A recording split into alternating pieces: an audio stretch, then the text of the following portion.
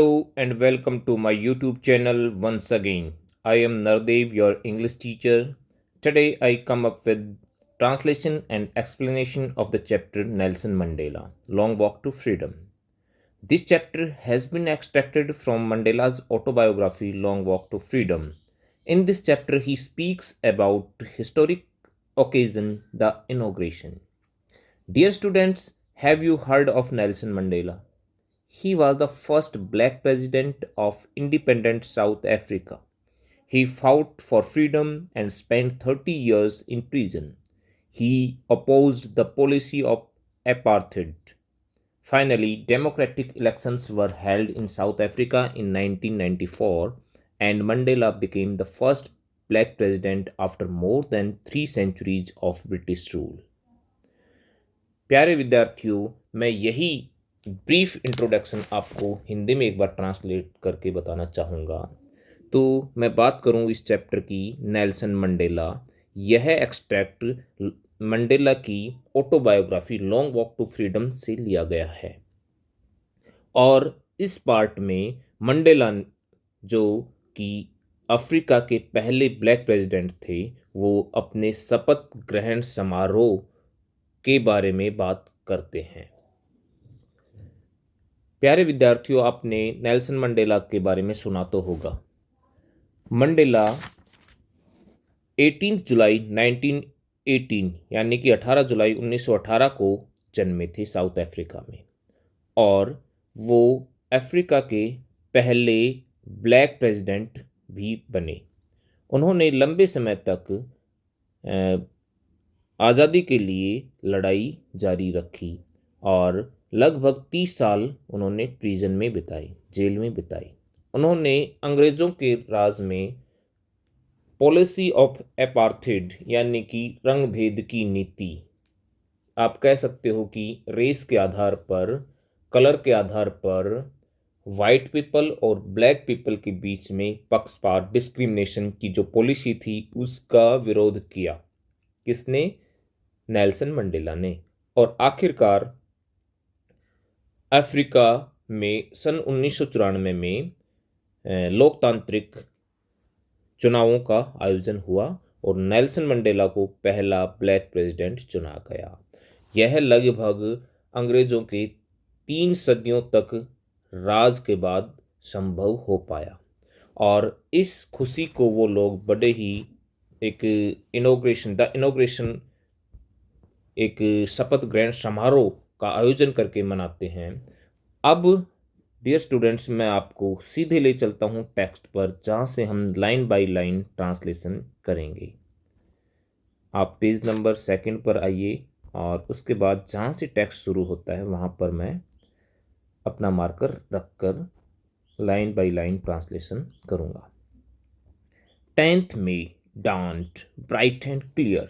बेटा, डांट का मतलब होता है डान, DAWN का मतलब होता है प्रभात, सुबह, सवेरा। कह रहा है कि 10 मई है ये, 10th मई, 10 मई का प्रभात चमक और स्वस्थता से निकला। For the past few days I had been pleasantly besieged by का मतलब होता है बेटा to be surrounded closely by, से घिरा हुआ होना। डिग्निटरीज मतलब होते हैं पदाधिकारी लोग, सम्मानित लोग। एंड वर्ल्ड लीडर्स, विश्व नेता, who were coming to pay their respects before the inauguration. Mandela कहते हैं, पिछले कुछ दिनों से मैं उच्च पदाधिकारियों व विश्व के नेताओं से घिरा हुआ था, जो इस उद्घाटन अवसर से पूर्व अपना सम्मान व्यक्त करने के लिए आए हुए थे। आगे मंडेला बोलते हैं, the inauguration would be the largest gathering ever of international leaders on south Africa soil. यह जो उद्घाटन समारोह है, दक्षिणी अफ्रीका की भूमि पर अंतर्राष्ट्रीय नेताओं की अब तक की सबसे बड़ी भीड़ जुटाने वाला अवसर था, या ये अब तक का सबसे बड़ा जमावड़ा था। The ceremonies took place in the lovely sandstone amphitheater। देखो ये कहाँ पर होता है आयोजन? सैंडस्टोन मतलब होता है बलुआ पत्थर, एम्पीथिएटर होता है रंगमंचशाला, जो थिएटर होता है ना, खुला ओपन थिएटर होता है उसे एम्पी थिएटर बोलते हैं। और ये किसका बना हुआ था? सैंडस्टोन का। फॉर्म्ड बाय यूनियन बिल्डिंग से बना था, उसमें ही था ये, इन प्रेटोरिया में।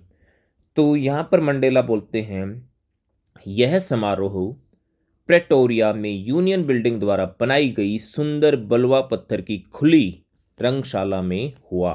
एम्पी थिएटर, जो ओपन एम्पी थिएटर था, वहां पर हुआ। For decades this had been the seat of white supremacy.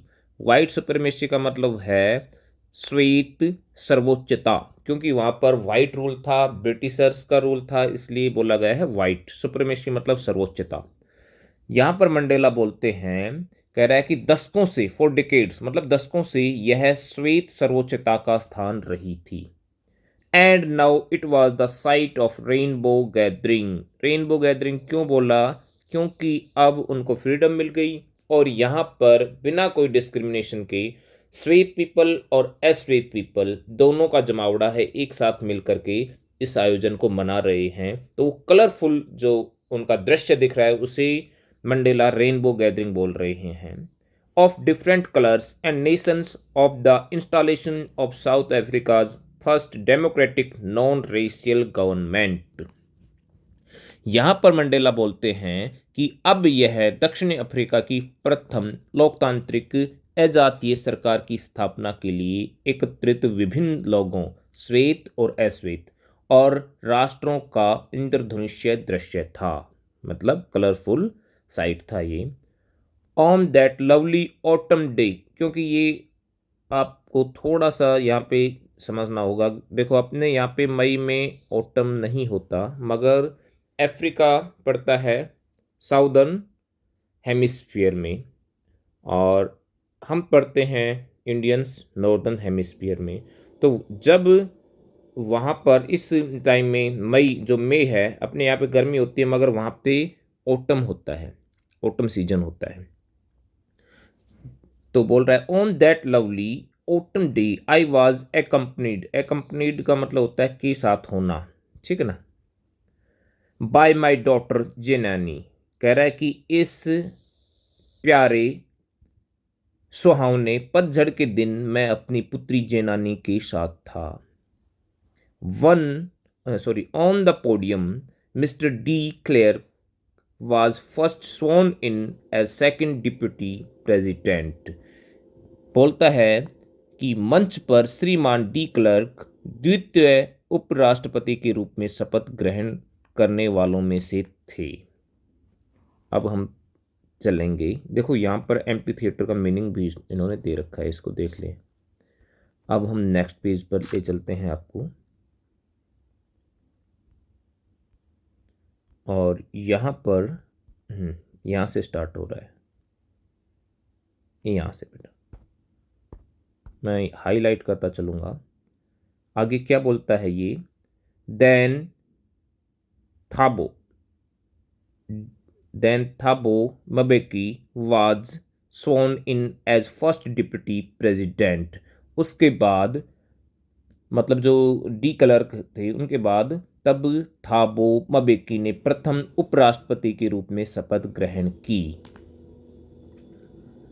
अब आगे बोलते हैं when it was my turn, और जब मेरी बारी आई, I pledged to obey and uphold the constitution and to devote myself to the well being of the republic and its people. जब मेरी बारी आई, मैंने संविधान के पालन तथा अनुमोदन और अपने आप को गणतंत्र और इसके लोगों की भलाई के लिए समर्पित करने की शपथ ली। To the assembled guests and the watching world I said. कह रहा है कि वहाँ एकत्रित हुए मेहमानों और देख रहे संपूर्ण विश्व को मैंने कहा, संबोधित किया। अब ये क्या संबोधित करते हैं वो देखिए आगे। Today, all of us do, by our presence here, confer glory and hope to newborn liberty। क्या बोल रहे हैं, क्या बोलते हैं मंडेला संबोधन में? आज हम सभी अपनी उपस्थिति के द्वारा नई उत्पन्न हुई नवजात स्वतंत्रता यानी कि न्यू बॉर्न, ये पहली नई नई स्वतंत्रता मिली थी, इसी इसलिए इन्होंने न्यू बॉर्न लिबर्टी कहा। नवजात आज़ादी कह सकते हैं, नवजात स्वतंत्रता को आशा और शान प्रदान करते हैं। बेटा कन्फर का मतलब होता है प्रदान करना। किसी को अवार्ड भी कन्फर किया जाता है, कुछ भी या कोई उपाधि कन्फर की जाती है तो प्रदान करना। कह रहा है कि हम इसको ग्लोरी और होप, आशा और शान, ग्लोरी मतलब होता है शान, प्रदान करते हैं। Out of the experience of an extra ordinary human disaster. बेटा ये इंपॉर्टेंट लाइन है, क्योंकि जो वाइट पीपल के द्वारा अफ्रीकन ब्लैक्स पीपल को, जो ब्लैक पीपल हैं, उनका जो वहाँ पे एक्सप्लॉयटेशन हुआ, उनके साथ डिस्क्रिमिनेशन हुआ और उनके ऊपर रूल जो हुआ, शासन जो हुआ, उसको नेल्सन मंडेला क्या बोलते हैं? Extra ordinary human disaster. ठीक है, एक्स्ट्रा ऑर्डिनरी ह्यूमन डिजास्टर कहकर वो इसको पुकारते हैं। जिसे हिंदी में अगर कहें तो हम बोल सकते हैं एक्स्ट्रा ऑर्डिनरी को बोलते हैं असाधारण, ह्यूमन मीन्स मानवीय, और डिजास्टर बोलते हैं आपदा को। असाधारण मानवीय आपदा। That lasted too long must be born a society of which all humanity will be proud. कह रहा है कि इस असाधारण मानवीय आपदा जो इतने लंबे समय पश्चात समाप्त हुई के अनुभव से निकलकर एक ऐसे समाज का आविर्भाव होगा जिस पर सारी मानवता को गर्व होगा। ठीक है, ऐसा समाज बनाया जाएगा। मस्ट भी बॉर्न, एक ऐसा समाज का जन्म होना चाहिए या होगा निश्चित तौर पर, जो जिस पर सारी ह्यूमैनिटी को गर्व होगा। आगे चलते हैं। We who were outlaws. बेटा यहाँ पे आउटलाज का मीनिंग निकलता है means persons excluded from benefits. Outlaws वो होते हैं जो जिनको बेनिफिट्स ना दिए जाएं, जिनको निकाल दिया जाए बेनिफिट से।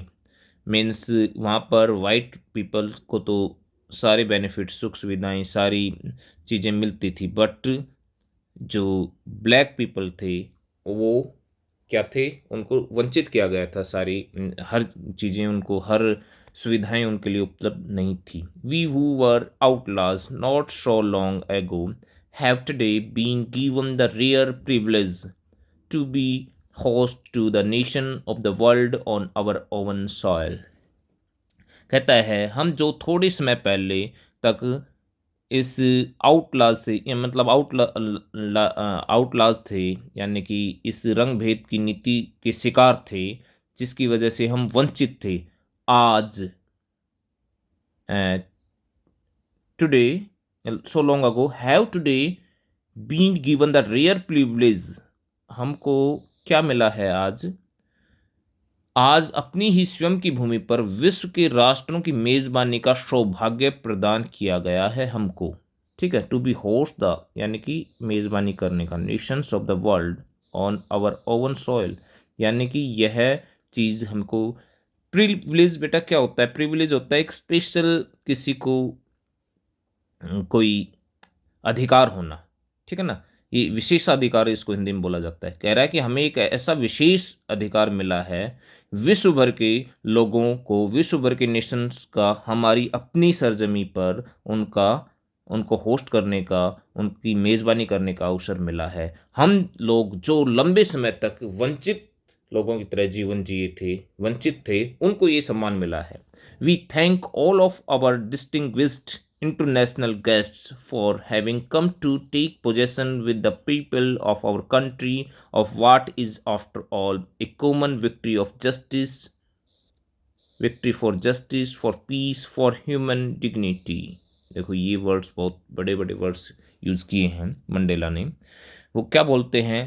हम हमारे सभी विशिष्ट, देखो डिस्टिंग्विश का मतलब होता है विशिष्ट, विशेष जो होते हैं, हम हमारे सभी विशिष्ट अंतर्राष्ट्रीय मेहमानों को का हमारे देश के लोगों के साथ इस आयोजन में शामिल होने, जो न्याय, शांति और मानवीय शान की एक साझी विजय है, के लिए धन्यवाद करते हैं। We have at last achieved, we have at last achieved our political emancipation. Emancipation का मतलब होता है फ्रीडम फ्रॉम रिस्ट्रिक्शन, मुक्ति। कह रहा है कि आखिरकार अंततः हमने अपनी राजनीतिक मुक्ति प्राप्त कर ली है। ठीक है, पॉलिटिकल इमेंसिपेशन बोला है, इसे बोलेंगे राजनीतिक मुक्ति। We pledge ourselves to liberate all our people from the continuing bondage of poverty, deprivation का मतलब होता है वंचित रहना, किसी की से वंचित रहने को ही डिप्राइवेशन बोलते हैं। Suffering, gender and other discrimination. कह रहा है कि आज हम किस चीज़ की शपथ लेते हैं? हम यहाँ पर शपथ लेते हैं कि जो हमारी वी प्लेज अवर सेल्फ, हम शपथ लेते हैं टू लिबरेट, आज़ाद करने के लिए हमारे लोगों को, किससे? जो लंबे समय से किसके बॉन्डेज में है, किसके बंधन में थे? गरीबी के में। डिप्राइवेशन, वंचित। सफरिंग मतलब suffering gender and other discrimination, जो किस चीज़ से जूझ रहे थे? जेंडर, लिंग के आधार पर, और दूसरे जो भेदभाव हैं इन सब से जो जूझ रहे थे, उनको आज़ाद करने की, उनको मुक्त करने की हम यहाँ पर शपथ लेते हैं। ठीक है, अब आगे देखिए, नेवर नेवर नेवर। देखो यहाँ पर 3 बार नेवर वर्ड का यूज़ किया है। इसका मतलब यहाँ पर वो एम्फेटिकली बोल रहे हैं, जोर देकर बोल रहे हैं। Never never and never again shall it be that this beautiful land will again experience the oppression of one by another. कह रहा है कि कभी नहीं और कभी नहीं होगा कि एक सुंदर भूमि दोबारा एक व्यक्ति के द्वारा दूसरे के शोषण का अनुभव करेगी। ऐसा कभी नहीं होगा, मीन्स ऐसा हम कभी नहीं होने देंगे, यही कहना चाह रहा है वो। The sun shall never set on so glorious a human achievement. कह रहा है कि इस शानदार मानवीय उपलब्धि का चमकता हुआ सूर्य कभी अस्त नहीं होगा, और ना ही ऐसा होना चाहिए। Let freedom reign, let freedom reign. Reign का मतलब होता है शासन करना। स्वतंत्रता को राज करने दो, स्वतंत्रता हावी हो, स्वतंत्रता प्रबल हो। गॉड ब्लेस अफ्रीका, भगवान अफ्रीका को आशीर्वाद प्रदान करे। ठीक है, तो ये था बेटा। अब आगे चलते हैं, नेक्स्ट पेज पे मिलेगा। देखो यहाँ तक अब उनका स्पीच चल रहा था मंडेला का। अब उसके बाद देखो क्या होता है।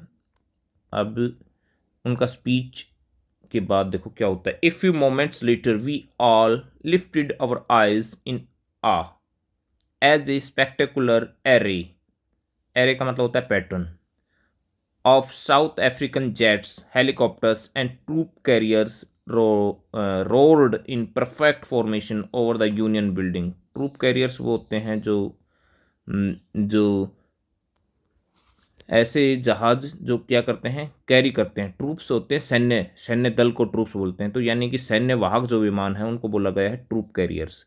रोल्ड मतलब दहाड़े, जोर से आवाज।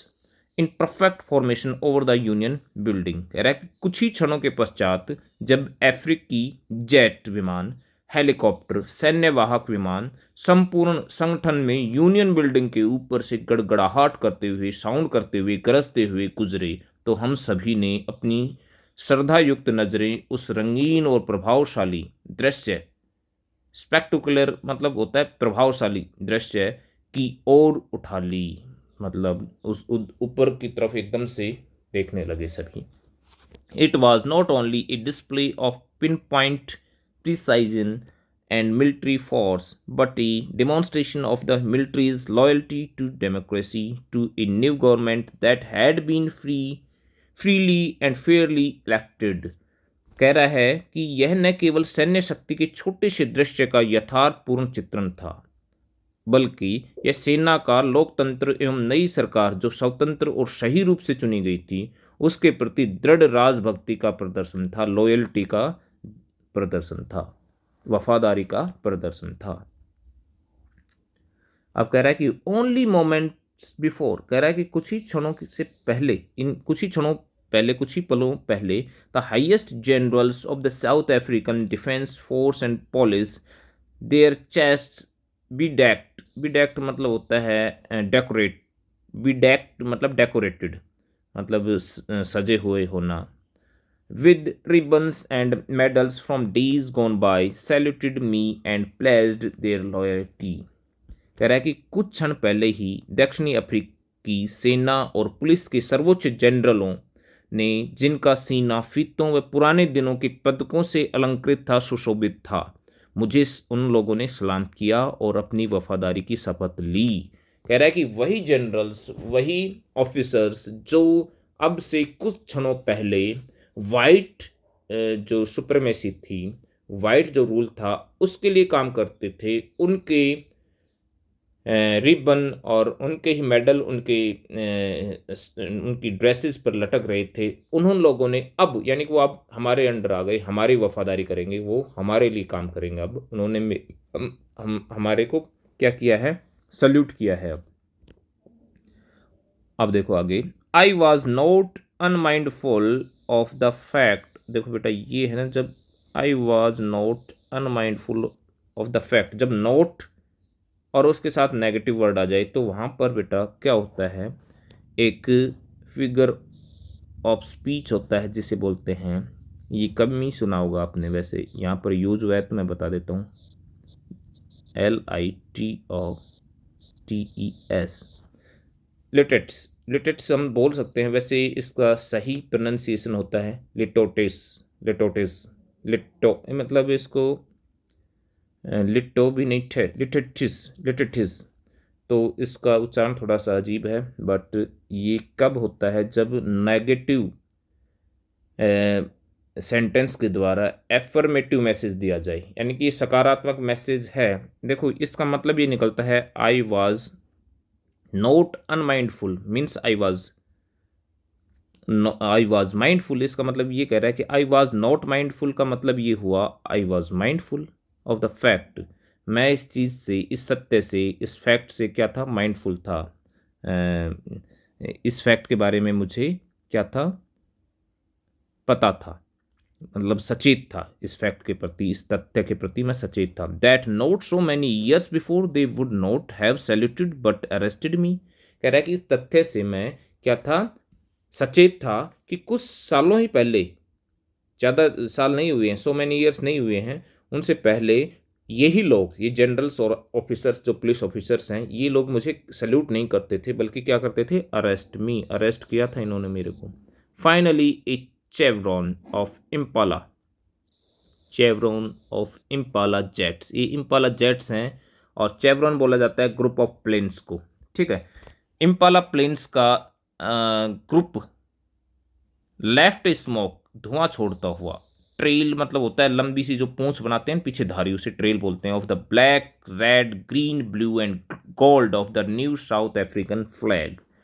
कहता है कि कुछ ही पलों के बाद अंत में इम्पाला जेट विमानों का एक समूह काले, लाल, हरे, नीले और सुनहरे रंग के धुएं की लकीर, ट्रेल मतलब होता है लकीर, छोड़ते हुए दक्षिण अफ्रीका के झंडे का फिगर या रूप बनाते हुए ऊपर से गुजरे।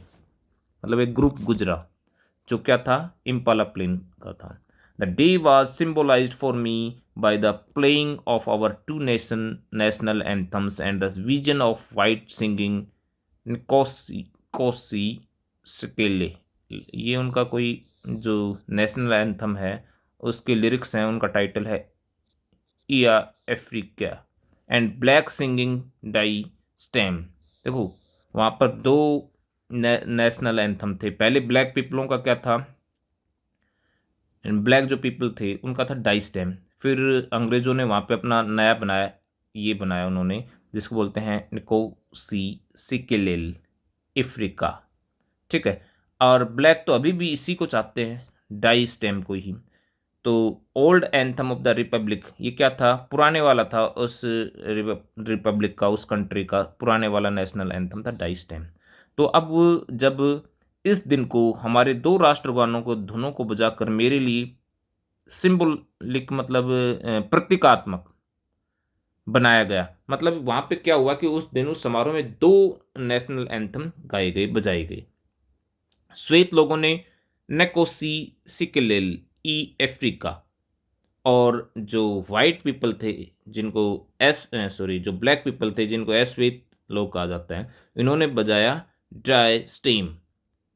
ठीक है, ये पुराने राष्ट्रगान का एक उन्होंने दृश्य प्रस्तुत किया वहां पर। Although that day neither group knew the lyrics of the anthem they once despised. Despised का मतलब होता है किसी चीज को नेग्लेक्ट कर देना। ठीक है, they would soon know the words by heart. ठीक है, अब ये यहाँ पे बोल रहा है कि यद्यपि उस दिन कोई भी जो दल था राष्ट्रगान की धुन को बजाना नहीं जानता था। क्यों? क्योंकि वो कंफ्यूज था कि यार नया वाला गाना है या पुराने वाला, और पुराने वाले के लिरिक्स भी भूल चुके थे लोग। उन्होंने इसके बारे में एक निम्न धारणा बनाई रखी थी। पुराने वाला जो था ना ड्राई स्टेम, इसके बारे में एक मतलब उनको डिस्पाइज यानी कि उसको नेग्लेक्ट कर रखा था, तुच्छ समझ रखा था। बट अब कह रहा है कि they would soon know the words by heart. Words by heart मतलब कंठस्थ कर लेंगे। कह रहा है कि जल्दी ही ये लोग इसको, इस पुराने वाले ही नेशनल एंथम को फिर से कंठस्थ कर लेंगे, याद कर लेंगे। अब आगे देखो, नेक्स्ट पैराग्राफ हम पढ़ते हैं। On the day of inauguration, कह रहा है कि शपथ ग्रहण समारोह के दिन आई वॉज ओवरवेल्म्ड। ओवरवेल्म्ड का मतलब होता है बेटा बहुत ही ज़्यादा अभिभूत होना या बहुत ज़्यादा एक्साइटेड होना। With a sense of history, overwhelmed with a sense of history. कह रहा है कि इस उद्घाटन के दिन मैं इतिहास की सेंस यानी कि संवेदना के साथ अभिभूत था, यानी कि मुझे हिस्ट्री के बारे में, क्योंकि अब कह रहा है कि इसका मतलब ये नहीं कि मैंने हिस्ट्री भुला दी थी कि भाई आप आज़ादी मिल गई और पुरानी चीज़ों को भूल जाएं, उन लोगों के बलिदानों को भूल जाएं जिसकी वजह से आज़ादी आई। तो कह रहा है कि मैं आज भी, इस दिन भी, कह रहा है कि पुराने जो इतिहास की संवेदना थी उससे अभिभूत था। In the first decade of the 20th century, कह रहा है कि 20वीं सदी के पहले दशक में, a few years after the bitter Anglo Boer war, bitter Anglo Boer war है बेटा ये, and before my own birth the white skin peoples of South Africa passed up their differences and erected a system of racial domination against the dark skin peoples of their own land. अब देखो ये क्या बोल रहा है कि 20वीं शताब्दी की प्रथम दशक में कड़वे एंग्लो बोअर युद्ध, बिटर एंग्लो बोअर वॉर जो है ना, कड़वा एंग्लो बोअर, ये एक वॉर हुआ था 20वीं सदी के में, उसके फर्स्ट डिकेड में। कहता है कि कड़वे एंग्लो बोअर युद्ध के कुछ वर्षों पश्चात और मेरे जन्म से पहले, यानी कि इनका मंडेला का जन्म नहीं हुआ था, दक्षिण अफ्रीका के गोरी चमड़ी वाले यानी कि श्वेत लोगों ने भेदभाव करना शुरू किया। इन्होंने क्या किया, सफेद वाइट स्किन वाले पीपल है ना, इन्होंने साउथ अफ्रीका के हैं ये, क्योंकि अब साउथ अफ्रीका में आके बस गए, इनकी कॉलोनी तो वहाँ के ही बन गई है। Patched up their difference and erected a system of racial domination against the dark skinned. इन्होंने क्या किया कि श्वेत जो लोग हैं उनका डोमिनेशन, डोमिनेशन का मतलब होता है उनका ही ज़्यादा प्रभाव, उन्होंने अपना प्रभाव दिखाना, ब्लैक स्किन वालों के प्रति भेदभाव करना आरंभ कर दिया और अपनी ही भूमि के अश्वेत लोगों के विरुद्ध एवं एक skin peoples of their own land, उन्हीं अपने ही भूमि के जो अश्वेत यानी कि डार्क स्किन वाले होते हैं, अश्वेत यानी ब्लैक पीपल, उनके विरुद्ध इन्होंने क्या शुरू कर दिया, प्रभाव भी बनना शुरू कर दिया और भेदभाव शुरू करना शुरू कर दिया, जो कि अपने ही सॉइल के हैं, अपने ही देश के हैं, उनके खिलाफ एक ऐसा प्रजातीय साम्राज्य का तंत्र को निर्मित कर दिया जो किससे भरा हुआ था, पार्शियलिटी से, पक्षपात से भरा हुआ था। The structure they created form the basis of one of the harshest most inhuman societies the world has ever non.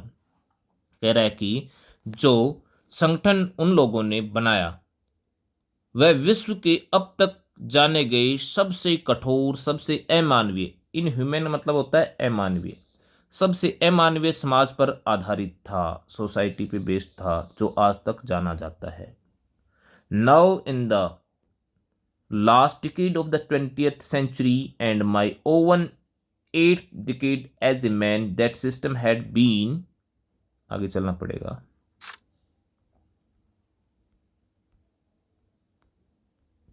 overturned forever, overturned मतलब होता है तख्ता पलट जाना, forever, and replaced by one that recognized the rights and freedoms of all peoples regardless of the color of their skin। अब ये बोलता है कि ये 19वीं सदी की स्टार्टिंग में जो एंग्लो बोर युद्ध हुआ था, तब से, जब इसका जन्म भी नहीं हुआ था, उस दौरान तो लोगों ने क्या शुरू कर दिया था, श्वेत लोगों ने अश्वेत के खिलाफ एक ऐसा तंत्र शुरू कर दिया जो किससे भरा हुआ था, डिस्क्रिमिनेशन के आधार पर था, रेशियल डिस्क्रिमिनेशन था, जिसपे उस पर बेस्ड था, यानी कि भेदभाव भरा सिस्टम, सोशल सिस्टम स्ट्रक्चर उन्होंने बना दिया था। अब मगर क्या बोल रहा है कि चलते चलते अब 20वीं सदी का जो अंतिम डिकेड है, क्योंकि 1994 को इनको फ्रीडम मिली है, तो ये अंतिम डिकेड आ गया, last decade of 20th century. कह रहा है कि अब 20वीं शताब्दी के अंत में और मेरे जीवन के 8वें दशक में, इसका क्योंकि जन्मा कब था ये, इनका जो बर्थ हुआ था, मैंने स्टार्टिंग में आपको बताया कि Nelson Mandela was born on 18 July 1918 को, यानी कि लगभग 2 दशक बीत चुके थे। जब तक तो इनका जन्म नहीं हुआ था, बट अब जब 1918 को ये जन्मे, 2 दशकों के बाद, तो जब चलते चलते लास्ट 1994 यानी कि अंतिम डिकेड आया, तब ये कितने के हो चुके थे, इनकी लाइफ के लगभग 8 दशक पूरे हो चुके थे, यानी कि ये 80 ईयर से अबव हो चुके थे। तो बोलता है कि अब जब ये 20वीं शताब्दी के अंत में हैं हम, मेरे जीवन के 8वें दशक में हैं, यह तंत्र हमेशा के लिए बदल गया, ओवरटर्न हो गया। जो श्वेत लोगों ने और वाइट रूलर्स ने बनाया था, वो एकदम से हमने बदल दिया, यानी कि वो ओवरटर्न हो गया हमेशा के लिए, फॉर एवर मतलब हमेशा हमेशा के लिए। और इसका स्थान एक ऐसे तंत्र ने ले लिया, ऐसे सिस्टम ने ले लिया, जो किस पर आधारित है,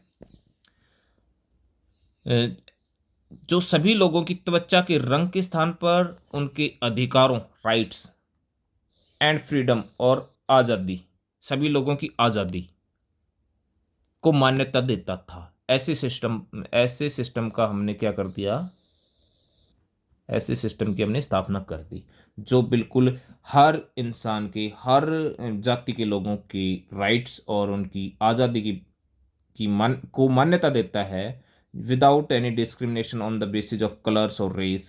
ऐसे सिस्टम का हमने कि मतलब वहाँ पर उन ऐसे सिस्टम को हमने स्थापित कर दिया। That day had come about through the unimaginable sacrifices of thousands of my people whose suffering and courage can never be counted or repaid। ये बोलता है कि यह दिन मेरे हजारों लोगों, वे लोग जिन्होंने दुख और पीड़ाएं सही और साहस को कभी गिनाया भी नहीं जा सकता, ना ही उनके दिए गए बलिदान को चुकाया जा सकता है, उनके अकल्पनीय, अनइमेजिनेबल सेक्रीफाइस मतलब अकल्पनीय बलिदान के फलस्वरूप हमें मिला है। ये जो आज का दिन है ना, ये दिन हमें कैसे मिला है, ऐसे लोगों के अकल्पनीय बलिदान के फलस्वरूप, जिसे हम काउंट भी नहीं कर सकते, उन बलिदानों को, उनको रिपीट भी नहीं कर सकते, यानी चुका भी नहीं सकते। आई फेल्ट दैट डे, मैंने इस दिन महसूस किया, as I have on so many other days, और जैसा कि मैं बहुत सारे अन्य दिनों पर भी महसूस करता हूँ, that I was simply the sum of all those African patriots and who had gone before me। देखो, बोलता है मंडेला, क्या कहता है कि इस दिन मैंने महसूस किया, जो कि मैं दूसरे अन्य दिनों भी महसूस करता था, कि मैं मेरे से पहले जा चुके, शहीद हो चुके जो लोग हैं ना, देशभक्त हैं, उनका मिला जुला एक संकलन हूँ। ठीक है, उनका सम हूँ, सम मतलब होता है मिला, ऐड होना, एडिशन हो उनका। ठीक है, that long and noble line ended and now began again with me. वो कहता है कि जो उन लोगों ने एक लकीर शुरू की थी, जो वह लंबी और श्रेष्ठ जो पवित्र रेखा जो उन्होंने शुरू की थी वो समाप्त हुई, क्योंकि उनकी रेखा, उनकी दौड़ कहाँ तक थी? आज़ादी प्राप्त करने। आज़ादी प्राप्त करते ही वो खत्म हो गई। और कहता है कि उसके समाप्त होने पर अब दोबारा से मेरे साथ दोबारा से एक नई लकीर आरंभ हो गई। ठीक है, ended and now began again with me, और दोबारा से मेरे साथ वो फिर से शुरू हो गई, वही लकीर, वही लाइन, वही पंक्ति। I was pain that I was not able to, मुझे दर्द है कि I was not able to thank them and that they were not able to see what their sacrifices had brought. WROUGST ये पुराना फॉर्म है, इसका मतलब होता है डन कह सकते हो, या ब्रोट कह सकते हो, या अचीव्ड कह सकते हो। ठीक है, अचीव्ड। बोलता है कि मुझे एक चीज का दुख है, एक बात का दुख है कि मैं उनका धन्यवाद करने योग्य भी नहीं था अब, और वो लोग इस चीज को देखने के योग्य नहीं बचे, क्योंकि वो बेचारे बलिदान हो चुके हैं, कि उनके बलिदानों ने क्या प्राप्त कर लिया था आज के दिन, क्या अचीव कर लिया था आज के दिन, जो आज़ादी अचीव कर ली, उसको वो देखने लायक भी नहीं बचे बेचारे। इस चीज का मुझे दुख है। द पॉलिसी ऑफ अपार्थाइड, बेटा ये बहुत इंपॉर्टेंट चीज है। ये तुम्हारे लेसन के शुरू होने से होते ही जो फर्स्ट लाइन है वहीं पर इसको डिफाइन कर रखा है। Policy of apartheid is a political system that separates people according to their race. ठीक है, ये एक ऐसा पॉलिटिकल सिस्टम होता है जो लोगों के कलर या उनके रेस के आधार पर उनमें भेदभाव करता है। The policy of apartheid created a deep and lasting wound, घाव या दरार बोलेंगे इसको, in my country and my people. वो बोलता है कि इस रंग भेद की नीति ने मेरे देश और मेरे लोगों में एक गहरा और सदा रहने वाला घाव भर दिया, मतलब घाव कर दिया है। All of us will spend many years, हम लोगों को बहुत सारे साल लगेंगे, इफ नॉट जनरेशन, यदि मान लो सदियां नहीं लगी, या जनरेशन्स का मतलब होता है जो आने वाले जो पीढ़ियां हैं, अगर हम पीढ़ियां भी नहीं लगी तो कह रहा है कि बहुत सारे साल जरूर लगेंगे। Recovering from that profound, profound मतलब बहुत गहरा, हार्ट, हार्ट मतलब बहुत गहरी दरार या खाई या घाव। कह रहा है कि इस गहरे घाव को भरने में, मिटाने में, रिकवर करने में हमें बहुत सारे, अगर पीढ़ियां नहीं लगी तो कम से कम बहुत सारे साल जरूर लगेंगे। But the decades of oppression and brutality, oppression मतलब क्या होता है? शोषण।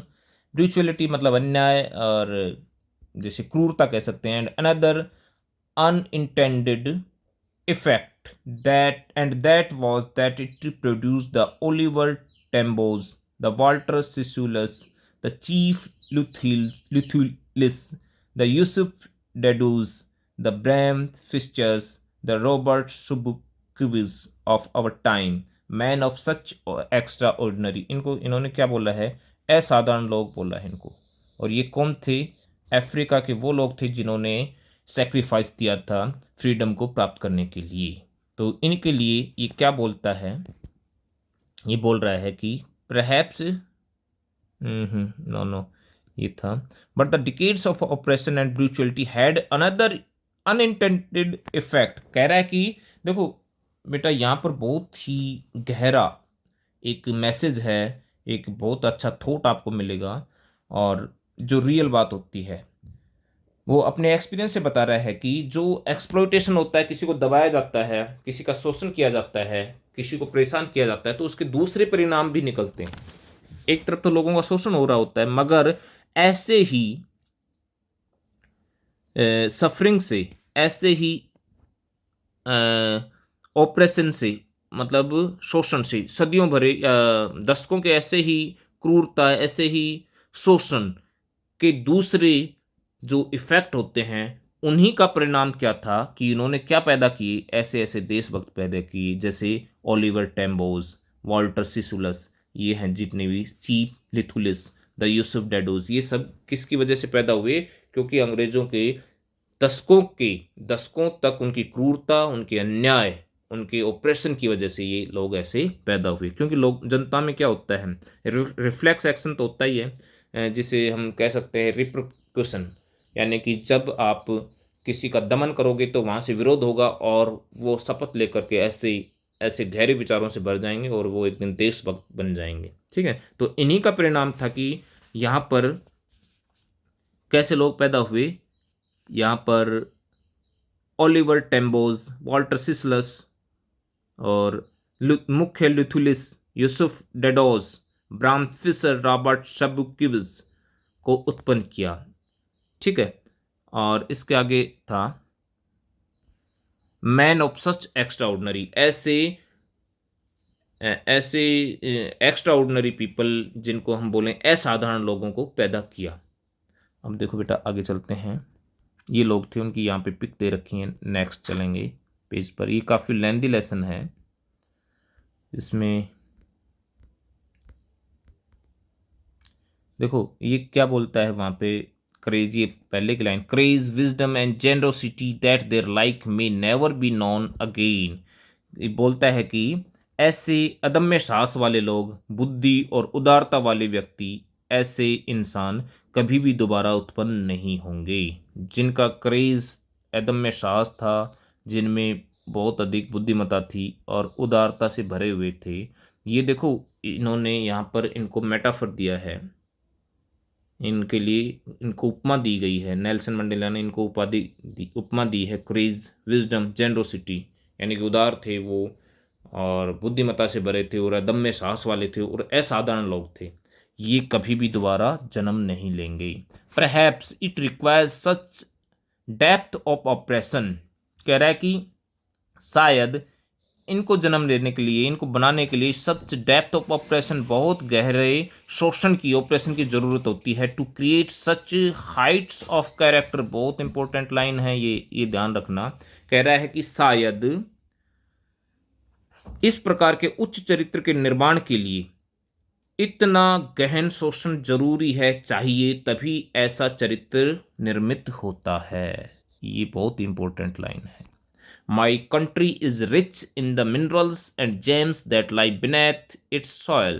beneath मैंने ये preposition में भी पढ़ाया था। beneath कब आता है? जब किसी चीज़ से दबा होना। तो कह रहा है कि मेरी जो भूमि है ना, मेरा जो देश है, वो मिनरल्स में और जो जेम्स होते हैं इनमें बहुत ही रिच है, बहुत सारे। क्योंकि वहाँ पर क्या पाए जाते हैं, साउथ अफ्रीका में सबसे अधिक खनिज और रत्न मिलते हैं ना, तो मेरा देश खनिजों और रत्नों में काफ़ी रिच है, धनी है।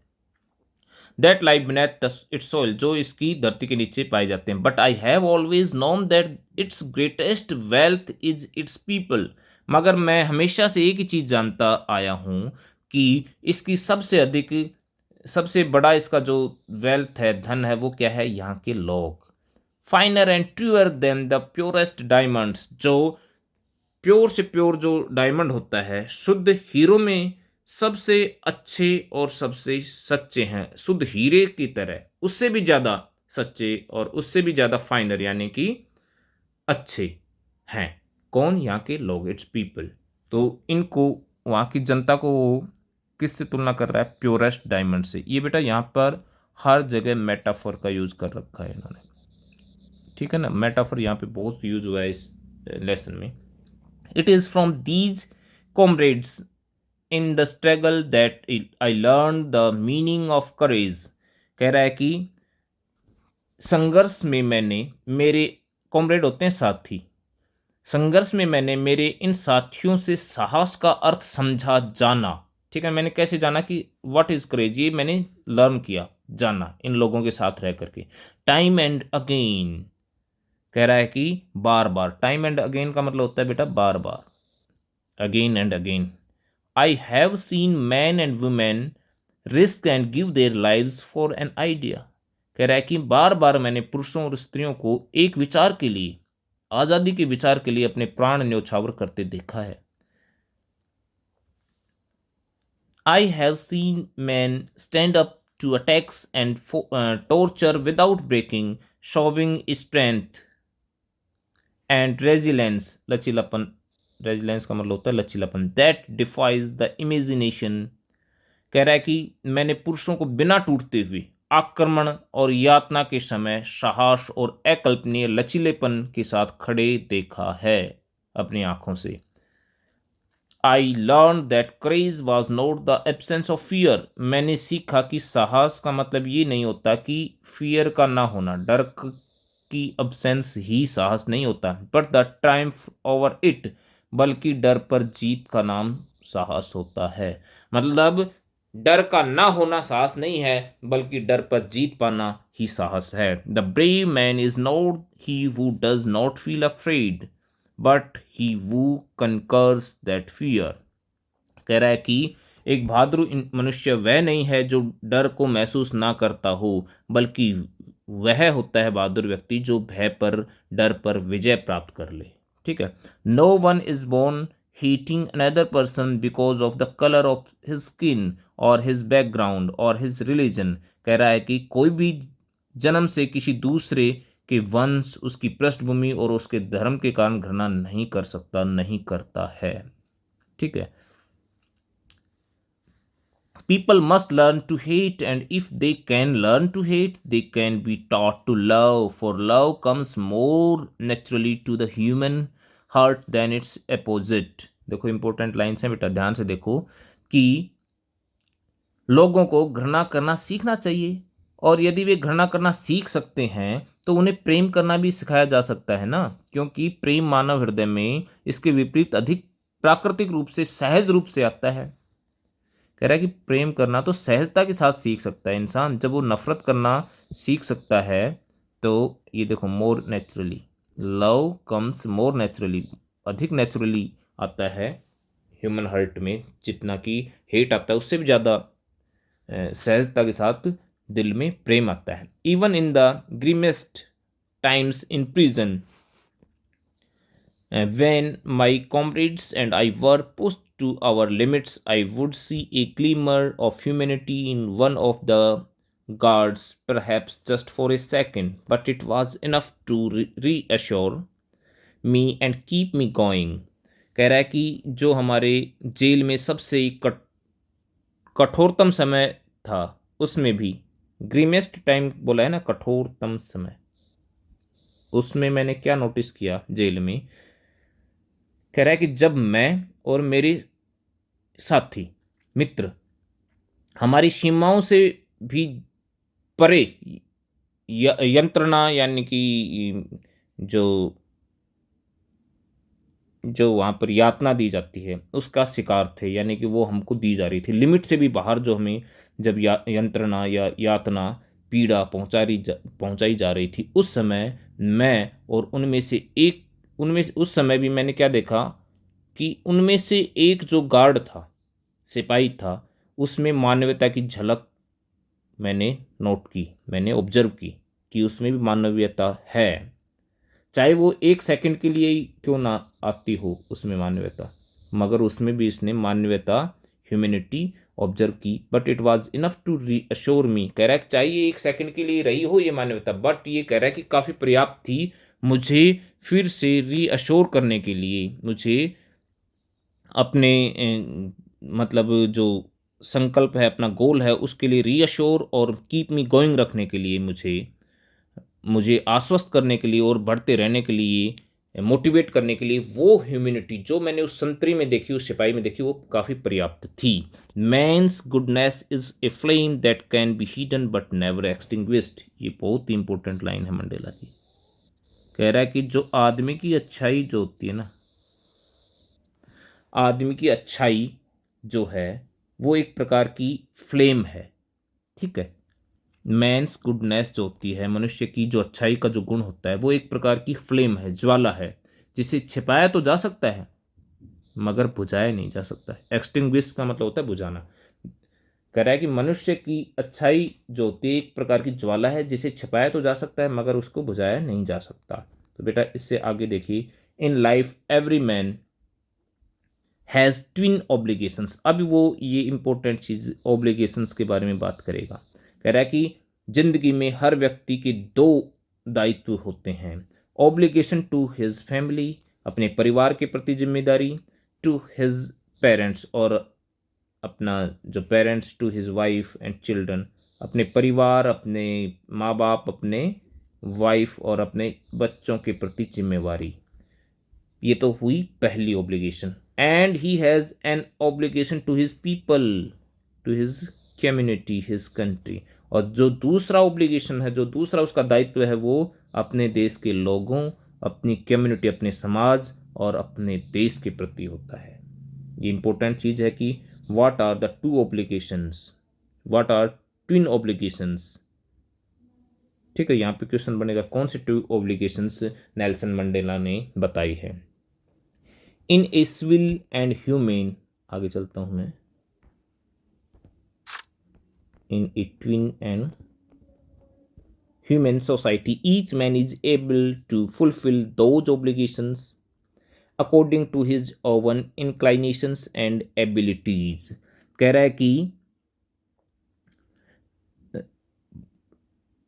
सभ्य और मानव समाज में, सोसाइटी, ह्यूमन सोसाइटी हुआ था, सभ्य और मानव समाज में हर व्यक्ति अपनी क्षमताओं और योग्यताओं के अनुसार इन उत्तरदायित्वों को निभा सकने के योग्य होता है। अपनी एबिलिटीज और इंक्लाइनेशन मीन्स अपनी क्षमताओं और अपनी योग्यताओं। यहाँ पे इंक्लाइनेशन का मतलब है अपनी क्षमता, एबिलिटीज़ का मतलब है योग्यता। इनके अकॉर्डिंग वो इन दोनों दायित्वों को पूरा कर सकता है, निभा सकता है। But in A country like South Africa, it was almost impossible for a man of my birth and color to fulfill both of those obligations। मगर कहता है कि दक्षिणी अफ्रीका जैसे देश में मेरे जैसे व्यक्ति, जो एक ब्लैक रंग के ब्लैक वंश में जन्मा है, मेरे जैसे वंश में जन्मे एक काले व्यक्ति, अश्वेत व्यक्ति के लिए इन उत्तरदायित्वों का निभा पाना अत्यंत असंभव कार्य था, बहुत ही डिफिकल्ट टास्क था। In South Africa a man of colour who attempted to live as a human being was punished and isolated. कह रहा है कि दक्षिण अफ्रीका में एक अश्वेत व्यक्ति का मानव के रूप में जीने का प्रयास करना एक दंडनीय और विरल कार्य था। कह रहा है कि वो प्रयास भी करे ना एक नॉर्मल लाइफ जीने के लिए, तो बहुत ही मुश्किल था। तो अगर वो ऐसा करे तो उसको पनिश क्या किया जाएगा, being was punished, human being, उसको पनिश किया जाता था या फिर उसको आइसोलेटेड, अलग थलग कर दिया जाता था, मतलब जेल में डाल दिया जाता था। In South Africa a man who try to fulfil his duty to his people was inevitably. Inevitably का मतलब होता है बेटा इन अनअवॉइडेबली, मतलब अपरिहार्य, जिसको टाला ना जा सके। In South Africa a man who try to fulfil his duty to his people was inevitably ripped from his family and his home and was forced to live a life apart, a twilight existence of secrecy and rebellion। कह रहा है कि क्या बोलता है कि south Africa में एक व्यक्ति जिसने अपनी ड्यूटी, अपने कर्तव्य को, अपने लोगों के प्रति कर्तव्य का पालन करना, अनुपालन करना या उसको निभा पाने का अत्यंत असंभव जो कार्य था उसकी कोशिश की, तो उसके साथ क्या किया गया, उस अगर किसी ने ऐसी कोशिश कोई करता भी तो उसके साथ क्या होता था, उसे मतलब अपरिहार्य रूप से अपने परिवार से, अपने घर से रिप्ड ऑफ, मतलब उसको अलग कर दिया जाता और रहस्य और विद्रोह के धुंधले एकाकी जीवन, आइसोलेटेड लाइफ जीने के लिए मजबूर कर दिया जाता। ऐसा होता था वहाँ पे। ठीक है, एग्जिस्टेंस ट्विलाइट का मतलब होता है धुंधला, existence of secrecy and rebellion, विद्रोही और सीक्रेसी मतलब गुप्त, मतलब उसे गुप्त, अकेले और विद्रोही का जीवन जीने के लिए उसको बिल्कुल अपने परिवार से अलग कर दिया जाता था, यानी कि धुंधला जीवन बना दिया जाता था उसको। I did not in the beginning choose to place my people above my family, but in attempting to serve my people, I found that I was prevented from fulfilling my obligations as a son, as brother, a father, and a husband।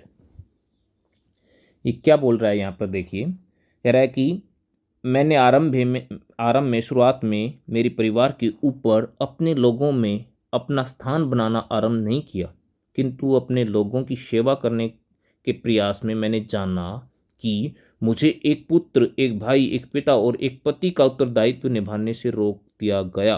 ये मुझे पता लगा कि मुझे भी रोक दिया गया था।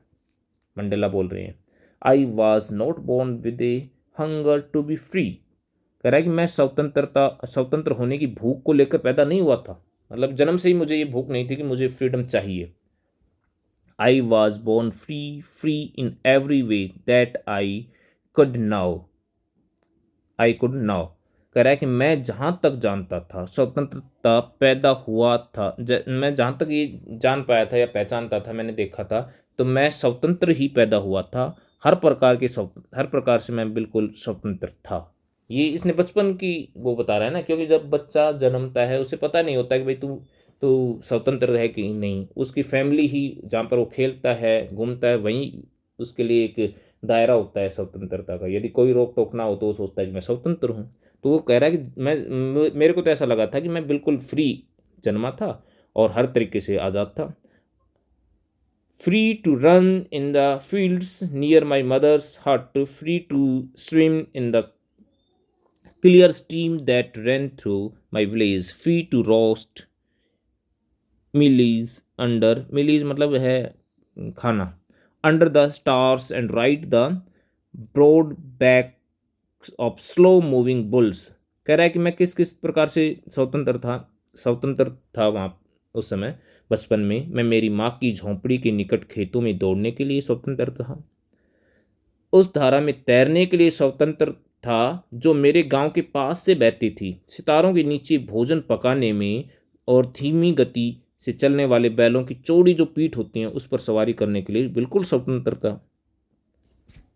जब तक मैंने क्या महसूस नहीं किया था कि भाई रियल फ्रीडम क्या होती थी, ये मैंने नहीं जाना था। अब देखो आगे, as long as I obeyed my father and abided by. देखो ये मैंने बताया था प्रीपोजिशन में अबाइडेड के साथ हमेशा बाय प्रीपोजिशन लगती है। The customs of my tribe I was not troubled by the laws of man और God.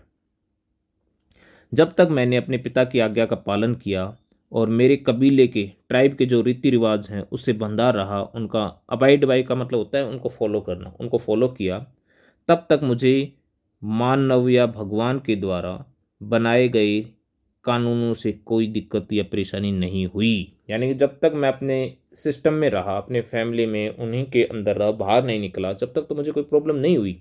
It was only when I began to learn that my boyhood freedom was an illusion. मगर कह रहा है कि ये कब शुरू हुआ, अब तक तो इसको ज्ञान ही नहीं था फ्रीडम का, मगर मुझे ये ज्ञान कब शुरू हुआ, जब मैंने जाना, लर्न किया कि मेरी बचपन की आज़ादी जो मेरे मन में बनी हुई थी वो तो सिर्फ एक इल्यूजन था, एक भ्रम था, रियलिटी नहीं थी। व्हेन आई डिस्कवर्ड, जब मैंने जाना, as a young man that my freedom had already been taken from me, that I began to hunger for it. कह रहा है कि जब मैंने डिस्कवर किया, यानी कि जानना, खोज की कि मेरे जो जो जब देखो दोबारा देखो इसको, when I discovered as a young man that my freedom had already. कह रहा है कि जब मैंने एक युवक के रूप में ये डिस्कवर किया, ये खोज की कि मेरी freedom had already been taken from me, मेरी जो आज़ादी है उसको तो मेरे से पहले ही छीना जा चुका था। That I began to hunger for it, तब मैंने क्या किया, इसके लिए शुरू किया भूख मैंने शुरू की, किसके लिए, उसके बाद ही मुझे क्या महसूस शुरू हुई, आज़ादी की भूख महसूस करनी शुरू की उस दिन के बाद। उससे पहले तो ये सोचता था कि मैं यार घूम फिर सकता हूँ, नदी में तैर सकता हूँ, इधर उधर मस्ती के साथ खेल सकता हूँ, मैं तो आज़ाद हूँ। बट जैसे ये यंग मैन हुआ, एक युवक हुआ, युवक के तौर पर इसने इस चीज़ को पहचाना, तब इसको पता चला कि यार वास्तव में मेरे तो बचपन से ही स्वतंत्रता छीनी जा चुकी थी। मैं तो मतलब अंडर द ब्रिटिश रूल हूँ, मैं तो आज़ाद का हूँ, मैं परतंत्र हूँ। तब इसकी भूख जागी, किसके प्रति, आज़ादी के प्रति। At first as a student I wanted freedom only for myself, the transitory freedom of being able to stay out at night, read what I pleased and so go where I chose. देखो अब यहाँ पर भी ये, जैसे इसने पहले twin obligations की बात की, यहाँ पर दो टाइप की फ्रीडम की बात करेगा। पहली है ट्रांजिटरी फ्रीडम। देखो ट्रांजिटरी मतलब क्षणिक मोमेंट्री फ्रीडम कह सकते हैं। और एक वो बात करेगा परमानेंट फ्रीडम, हमेशा के लिए, जिसे इसने क्या बोला है, ऑनरेबल फ्रीडम। ठीक है, उसकी बात करेगा अभी। देखो, कह रहा है कि एट फर्स्ट, पहले, एज ए स्टूडेंट, विद्यार्थी के रूप में, I wanted freedom only for myself, मैं केवल मेरे लिए ही आज़ादी चाहता था। The transitory freedom of being, केवल क्षणिक आज़ादी, किसके लिए, of being able to stay out at night, घर से बाहर रुकने की क्षणिक आज़ादी। रीड वाट आई प्लीज, जो मुझे अच्छा लगे वो पढ़ने की आज़ादी। गो वेयर आई चूज, जहाँ मैं चाहूँ वहाँ जाने की आज़ादी। यही आज़ादी थी, ये यहाँ पे क्वेश्चन बनेगा, बताओ कि बचपन में एज ए स्टूडेंट जो मंडेला थे उनको कैसी आज़ादी, ट्रांजिटरी फ्रीडम के बारे में उन्होंने बात की थी, वो क्या थी, तो आपको यही बताना होगा। Being able to stay out at night, read what he pleased, and go where he chose. ठीक है, लेटर, तो ये तो इसको तो इस टाइप की आज़ादी को तो उसने बोला है ट्रांजिटरी मोमेंट्री फ्रीडम। लेटर, बाद में, एज ए यंग मैन, एक युवक के रूप में, इन जोहान्सबर्ग, जोहान्सबर्ग नाम का जो शहर है ना, वहाँ पर, I yearn for the basic and honourable freedom, इसको इसने बोला है बेसिक फ्रीडम या फिर ऑनरेबल फ्रीडम। जो सेकंड टाइप की जो फ्रीडम है उसका उसने क्या नाम दिया है, बेसिक फ्रीडम। जो freedom of achieving my potential, of earning my keep, of marrying and having a family, the freedom not to be obstructed in a lawful life। कह रहा है कि बाद में जोहान्सबर्ग में एक युवक के रूप में मैं किस आज़ादी के लिए तरसा, किसके लिए, एक बेसिक आज़ादी, एक सम्मानीय फ्रीडम, किस चीज़ की आज़ादी, अचीविंग माई पोटेंशियल, मेरी क्षमताओं को प्राप्त करने की आज़ादी, ऑफ अर्निंग माई की, मेरी जीविका कमाने की आज़ादी, of marrying and having family, मेरी शादी करने और परिवार बसाने की आज़ादी। The freedom not be obstructed, एक ऐसी आज़ादी जो कभी भी ऑब्स्ट्रैक्ट ना की जाए या जिसमें कोई रोक टोक ना हो, इन लॉफुल लाइफ, एक कानूनी ज़िंदगी में, कानून से भरी ज़िंदगी में, जिसमें कोई ऑब्स्ट्रक्शन ना आए, रुकावट ना आए, बाधाएं ना आए। But then I slowly saw that not only was I not free, but my brothers and sisters were not free। मगर धीरे धीरे मैंने देखा कि केवल मैं ही फ्री, मतलब स्वतंत्र नहीं था, बल्कि मेरे जो भाई थे, मेरी सिस्टर्स थे, वर नॉट फ्री, वो भी तो आज़ाद नहीं थे। I saw that it was not just my freedom that was curtailed, but the freedom of everyone who looked like I did। कह रहा है कि केवल, कर्टेल का मतलब होता है किसी चीज़ में काट छाट कर देना, कम कर देना, रिड्यूस कर देना। केवल मेरी ही आज़ादी को नहीं छीना गया था, कम नहीं की गई थी, but the freedom of everyone who looked like I did. कह रहा है कि बल्कि हर व्यक्ति की आज़ादी को रिड्यूस कर दिया गया था जो मेरे जैसा दिखता था। That is when I joined the African national Congress, तब मैंने क्या ज्वाइन किया, अफ्रीकन नेशनल कांग्रेस को ज्वाइन किया, ANC को। And that is when the hunger for my oven freedom became the greater hunger for the freedom. कह रहा है कि अब और तब से मेरे अंदर की जो भूख थी ना आज़ादी की, जो मेरी खुद की आज़ादी की भूख थी, वो अब क्या बन गई, और अधिक बड़ी भूख बन गई, greater hunger for the freedom. आगे देखिए, नेक्स्ट पेज पे आएगा, अब वो क्या बन गई फिर,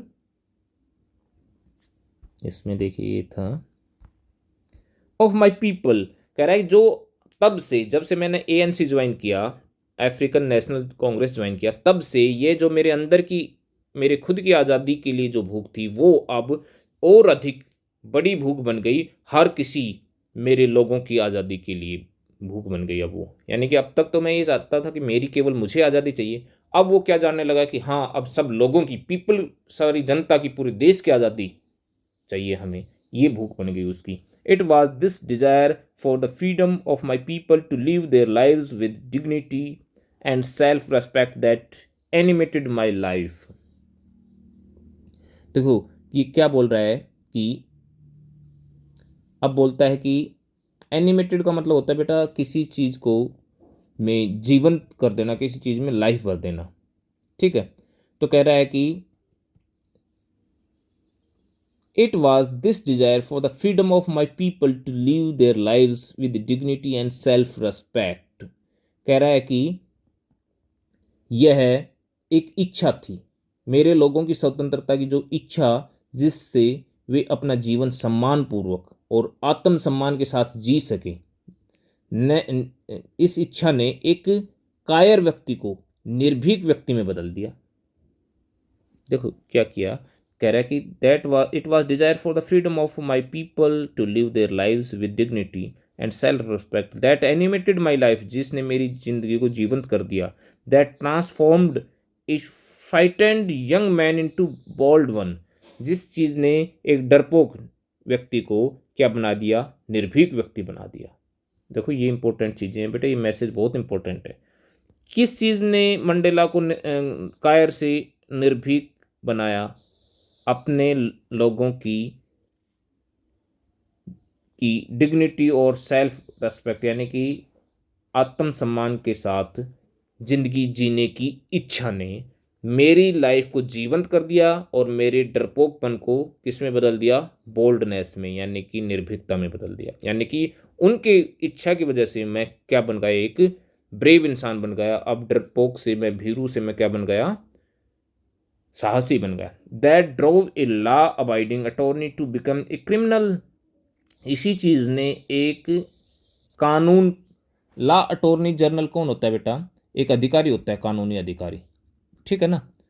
कह रहा है कि इसी चीज ने कानून के स्थायी प्रतिनिधि को एक अपराधी की तरफ धकेल दिया, यानी कि इसी की वजह से मैं क्राइम की तरफ, क्राइम, वैसे क्राइम का मतलब क्या हुआ कि वहाँ के जो ब्रिटिशर्स के रूल का वायोलेशन करना, तो इस वजह से वो क्रिमिनल कहलाए। वैसे इन्होंने कोई इंसानों को थोड़ी मारा था, जस्ट उनका वायोलेशन कर अगर करते हैं ब्रिटिशर्स का, तो इसलिए ये क्रिमिनल कहलाते हैं। तो कह रहा है कि जो एक लॉ का पालन करने वाला प्रतिनिधि था, उसको किस क्या बना दिया है? एक दोस्ती, क्रिमिनल बना दिया। That turned a family loving husband into a man, और इसी चीज ने एक परिवार को प्यार करने वाले जो पति, हस्बैंड है, उसको, उस इंसान को किस में बदल दिया? A man without a home, एक बेघर इंसान में बदल दिया। That forced a life loving man to live like a monk, जो जिंदगी से प्यार करने वाले इंसान को इसी इच्छा ने किस में बदल दिया? एक साधु में बदल दिया,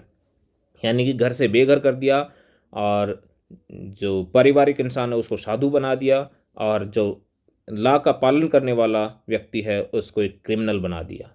ठीक है, जो डरपोक है उसको निर्भीक बना दिया। खुद के बारे में बता रहा है ये ट्रांसफॉर्मेशन उस नेल्सन मंडेला के अंदर ये चेंज आए थे, किसकी वजह, किस इच्छा की वजह से? अपने लोगों की आज़ादी के लिए। I am no more virtuous or self-sacrificing than the next man, but I found that I could not even enjoy the poor and limited freedoms I was allowed when I knew my people were not free. अब ये यहाँ पे बोलता है कि मैं किसी अन्य व्यक्ति से अधिक गुणी अथवा आत्म बलिदानी नहीं हूँ, किंतु मुझे लगा कि मैं इस कमज़ोर और सीमित स्वतंत्रता का आनंद भी नहीं ले सकता जो मुझे उस समय प्राप्त थी जब मैंने जाना कि मेरे लोग स्वतंत्र न थे। तो उस समय जो ये एक कमज़ोर सी स्वतंत्रता थी, जो लिमिटेड फ्रीडम थी, इसका मैं आनंद नहीं ले सकता था, इतना मुझे एहसास हुआ। फ्रीडम इज इंडिविजुअल, आज़ादी को डिवाइड नहीं किया जा सकता, बांटा नहीं जा सकता। The chains on any one of my people were the chains on all of them, the chains on all of my people were the chains on me। क्या बोलता है वो कि आज़ादी को बांटा नहीं जा सकता। कह रहा है कि जो किसी व्यक्ति पर भी, जो मेरे लोग थे उन पर किसी पर भी अगर ये स्वतंत्रता की जो बेड़ियां थी, तो वो बेड़ियां ऐसा थी कि जो दूसरे व्यक्ति, जो मेरे लोगों पर, चाहे वो किसी पर भी थी, वो बेड़ियां मेरे पर भी थी। यानी कि जो स्वतंत्रता, जब दूसरे लोग ही आज़ाद नहीं, तो मेरी एक लिमिटेड आज़ादी का मतलब ही क्या है? ये कह रहा है कि जो जो दूसरे जो मेरे लोग हैं, जो दूसरे मेरे लोग हैं, यदि वो स्वतंत्र हैं, वो स्वतंत्रता की बेड़ियों में बंधे हुए हैं, तो मैं मानता हूँ कि ये बेड़ियां मेरे ऊपर ही थी, यानी कि मैं स्वतंत्र ही था। इसका मतलब I knew that the oppressor must be liberated, ये भी इंपॉर्टेंट लाइन है। मैं मैं जानता था कि ओप्रेसर यानी कि शोषक must be liberated just as surely as the oppressed. कहता है कि मैं जानता था कि शोषक को भी उत्पीड़ित यानी कि शोषित की तरह ही निश्चित रूप से स्वतंत्र कर दिया जाएगा। मैं जानता था कि शोषक को भी शोषित की तरह ही बिल्कुल निश्चित रूप से स्वतंत्र कर दिया जाएगा। देखो ये गहरी बात है, इसका मैं मीनिंग बताऊंगा, इसको कंप्लीट करने दो पहले इस लेसन को। A man who takes away another man's freedom is a prisoner of hatred, he is locked behind the bars of prejudice and narrow mindedness. कह रहा है कि एक व्यक्ति जो दूसरे की स्वतंत्रता का हनन करता है, छीनता है, वो किस चीज के कैद में है? नफरत की कैद में है। अब देखो ये गहरी बात है, कैसी नफरत की कैद में है भाई?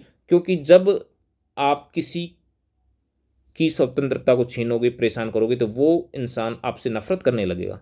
तो ऐसे ही अंग्रेजों ने जब वहाँ पर रूल कर रखा था और उन लोगों की स्वतंत्रता को, फ्रीडम को छीन रखा था, तो वो लोग अंग्रेजों से नफरत करते थे। मीन्स ओप्रेसर्स भी किस में होते हैं? प्रिजन में होते हैं, नफरत रूपी प्रिजन में।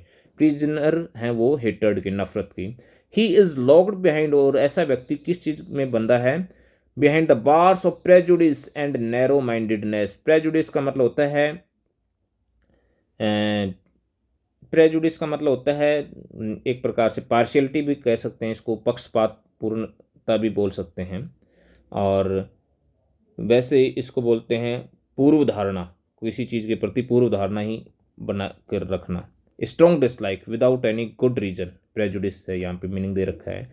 कह रहा है कि वो व्यक्ति पक्षपात पूर्ण रवैये और नैरो माइंडेडनेस, पक्षपात पूर्णता और नैरो माइंडेडनेस मतलब संकीर्णता, मानसिक संकीर्णता की बेड़ियों में, उनकी बार्स, बार्स बोलते हैं बेड़ियों को, उन बार्स यानी उनकी बेड़ियों के पीछे लॉक्ड है, कैद में है।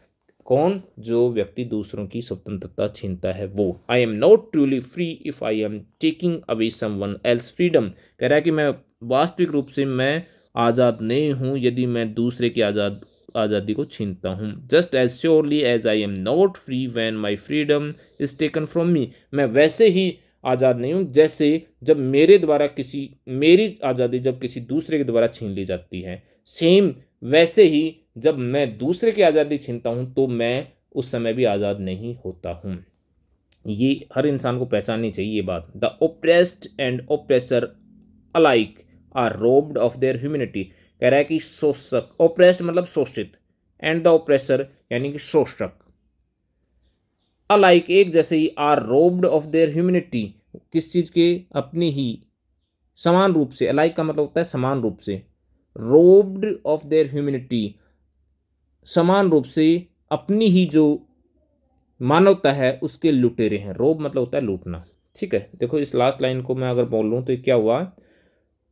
शोषित और शोषक समान रूप से, इक्वली, मानवता के, उनकी मानवता की जो यानी कि जो उनके अंदर मानवता होनी चाहिए उसके लुटेरे हैं, यानी कि उन्होंने अपनी मानवता को छीन लिया, लूट लिया है। मीन्स इसने, मंडेला ने लास्ट में ये कहा है, ये कहने की कोशिश की है कि दोनों ही, शोषित भी परेशान होते हैं यानी कि कैद में होते हैं, प्रिजन में होते हैं एक प्रकार से, और जो शोषक यानी कि उनका शोषण करने वाले व्यक्ति हैं, शोषक रूलर्स जो हैं, जो उनका दमन करने वाले लोग हैं, एक्सप्लॉइटर्स जो हैं, वो भी कैद में होते हैं। कैसे कैद में?